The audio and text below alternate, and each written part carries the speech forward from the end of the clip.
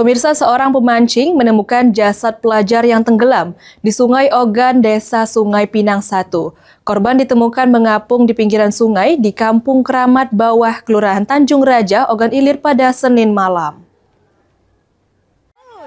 Inilah rekaman video amatir saat warga dan tim gabungan mengevakuasi jasad Willy, pelajar laki-laki berusia 17 tahun yang tenggelam di Sungai Ogan sejak Minggu sore 28 Juni 2026. Korban ditemukan oleh seorang pemancing bernama Dedi pada Senin malam sekitar pukul 21.30 waktu Indonesia bagian Barat di tepi sungai Kampung Keramat Bawah, Kelurahan Tanjung Raja Utara, Kabupaten Ogan Ilir. Kapolsek Tanjung Raja, AKP Sondi Fraguna, membenarkan penemuan jasad tersebut. Menurutnya saat sedang memancing, saksi melihat bagian kepala seseorang muncul di permukaan air. Menyadari sosok tersebut diduga korban yang sedang dicari. Saksi segera melaporkan temuan itu kepada warga dan petugas.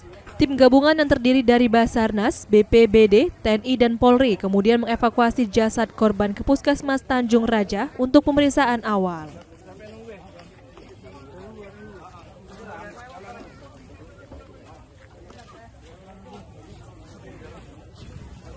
Setelah proses identifikasi, jasad korban diserahkan kepada pihak keluarga untuk dimakamkan.